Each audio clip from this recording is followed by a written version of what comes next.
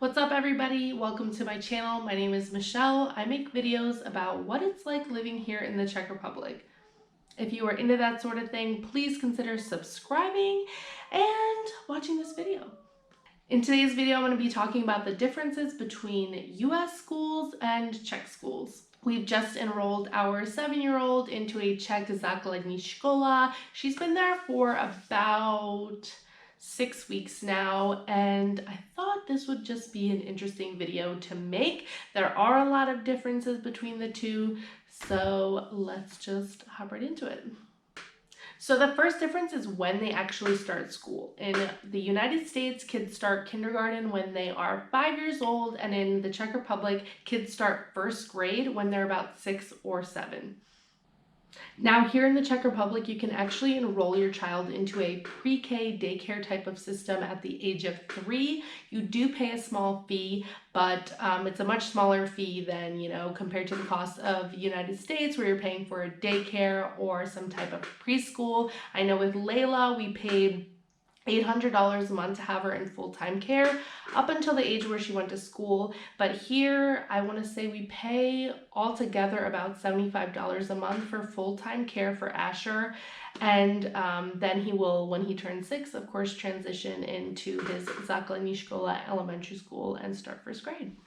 Another difference that I think is actually a great one that I think schools should implement in the United States is that the kids don't wear their outdoor shoes indoors. They have their outdoor shoes, which they wear outside, and then they have their indoor shoes. So when Layla comes into school, she has like a little kind of closet locker type of space where they take off their shoes, they put some type of slippers or Crocs or sandals on, and then they go up to their classroom and they wear those shoes in their classroom, and it's just makes the whole space a lot cleaner, and they're not dragging all that dirt from the outside in.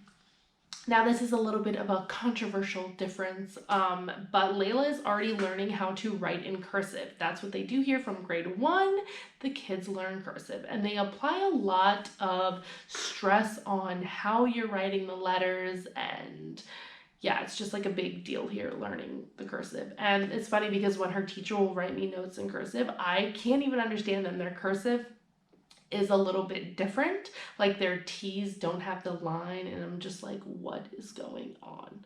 So yeah, I would say cursive is definitely important to learn. I wouldn't say it's like necessary to learn. I think just as long as the kid knows how to write, a lot of kids have different handwriting. As long as they know the fundamentals of writing letters, that's great. Times are changing.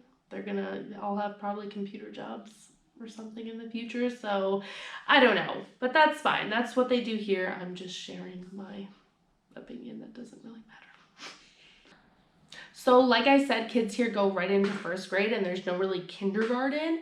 And I think in the United States, kids go into kindergarten already, kind of knowing their alphabet, knowing their sounds. Some maybe even know how to read, know how to count, maybe do some basic math. But kids here going into the first grade don't really know any of that stuff. I would say that they know like their alphabet and their letters, but as to how to read and all of the sounds, and they don't know that stuff going into first grade here. So they really learn all of that stuff in the first grade. So I think just overall, kids in the United States are much more like prepared to go into school and are expected to know a lot, where here they just are expected to learn those things in the classroom.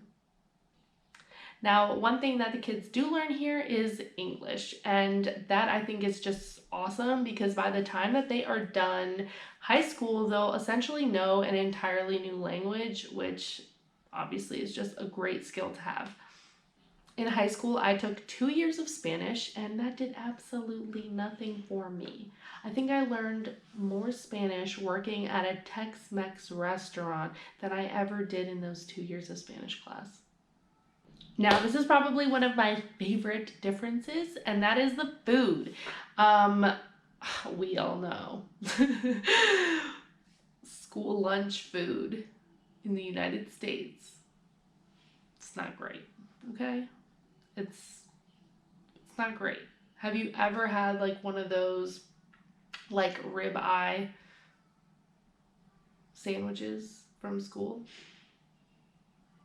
My favorite school lunch food, I would have to say chicken patty or the boat pizza. Not like the regular pizza that they had, but the boats. And they always had only just a couple. You'd always have to get them fast before the lunch ladies ran out.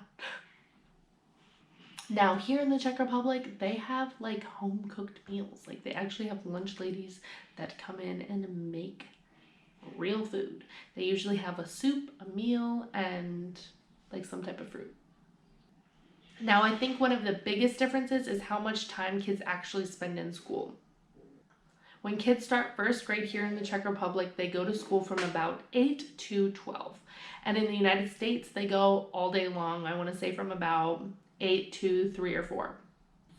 Now, as the kids get older, they stay in school longer. So I have a cousin who is about 12 and he stays in school till I want to say around 2 o'clock. So just like in the United States, they do provide aftercare. You're probably thinking, how the hell do I pick up my kid from school if I'm at work? They do have aftercare. I put Layla in aftercare just so she would be able to spend more time with the kids. And for care from when she gets out of school around noon to 5 o'clock, I pay $12 a month. $12 a month. Yes, it's crazy. Now in the United States, they have aftercare as well, but you're probably paying, I don't know, around maybe closer to $100 or so a month, depending on where you live. Now, just because I pay $12 for aftercare does not mean you should pack up your whole family and come move to the Czech Republic. I'm sharing the prices just so you guys know, but you also have to keep in consideration where we're living and the average income of people. Just like all around the world, if you live in LA, your rent's gonna be super high. If you live in the middle of nowhere, Minnesota, your rent's probably gonna be really low. It all depends. So the prices of what we're paying for stuff here is just the average price of the things here.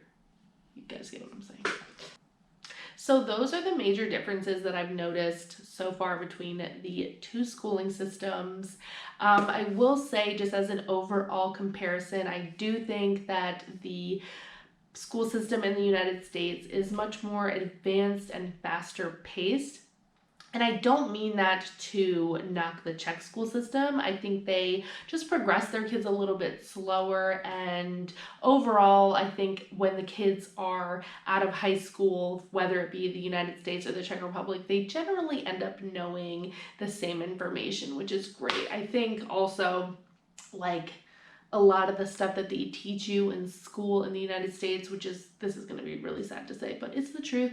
A lot of people don't retain that information. I didn't retain a lot of that information. Like, ask me a history question. I'll probably get it wrong. My point being is that no matter where your kid is going to go to school, they will be just fine. They have the internet now anyways, so, you know, they'll be okay. That is it for now. If you guys like this video, please consider liking this video and hitting subscribe and following along and waiting for more content. See you guys next time. Nashledanou.